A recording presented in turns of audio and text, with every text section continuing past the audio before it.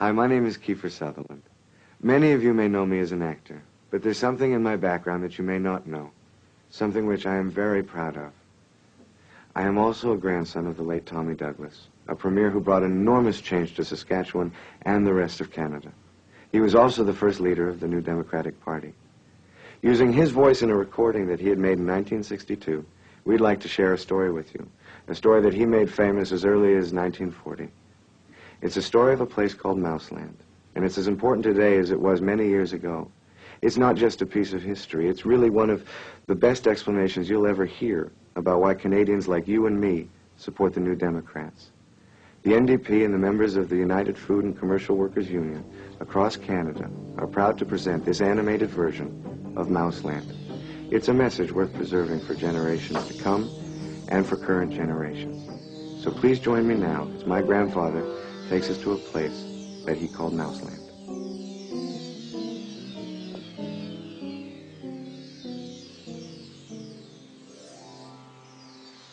It's a story of a place called Mausland. Mausland was a place where all the little mice lived and played, and were born and died, and they lived much as you and I do. They even had a parliament. And every 4 years they had an election. They used to walk to the polls and cast their ballot. Some of them even got a ride to the polls. Got a ride for the next 4 years afterwards, too. Just like you and me. And every time on election day, all the little mice used to go to the ballot box and they used to elect a government. A government made up of big, fat, black cats. Now, if you think it's strange that mice should elect a government made up of cats, you just look at the history of Canada for the last 90 years, and maybe you'll see that they weren't any stupider than we are. Now, I'm not saying anything against the cats. They were nice fellows. They conducted the government with dignity. They passed good laws. That is, laws that were good for cats. But the laws that were good for cats weren't very good for mice. One of the laws said that mouse holes had to be big enough so a cat could get his paw in. Another law said that mice could only travel at certain speeds so that a cat could get his breakfast without too much physical effort. All the laws were good laws for cats. But oh, they were hard on the mice. And life was getting harder and harder.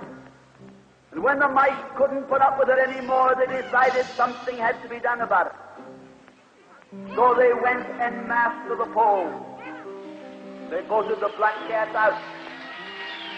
And they put in the white cat. The white cat had put up a terrific campaign. They said all that Mausland needs is more vision. They said the trouble with Mausland is those round mouse holes we've got.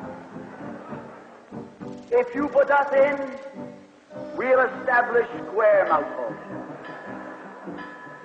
And they did. And the square mouse holes were twice as big as the round mouse holes. And now the cat could get both his paws in. And life was tougher than ever. And when they couldn't take that anymore, they voted the white cats out and put the black ones in again. And then they went back to the white cats and then to the black cats. They even tried half black cats and half white cats.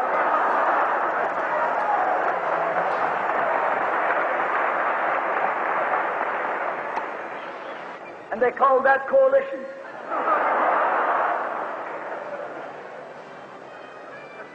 They even got one government made up of cats with spots on them. They were cats that tried to make a noise like a mouse, but they ate like a cat. You see, my friends, the trouble wasn't with the color of the cat. The trouble was that they were cats. And because they were cats, they naturally looked after cats instead of mice. Presently, there came along one little mouse who had an idea. My friends, watch out for the little fellow with an idea. And he said to the other mice, look, fellas, why do we keep on electing a government made up of cats?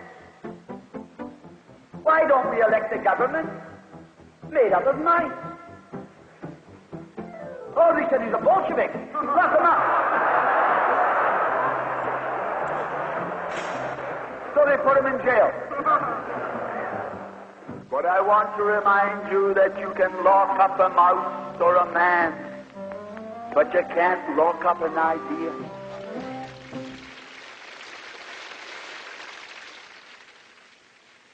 As my grandfather would have wanted, the message of Mausland is for all the people of Canada. We hope you have enjoyed this production, and we hope that it has left you with something to think about.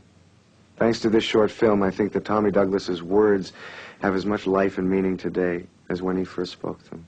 Thank you very much for joining me.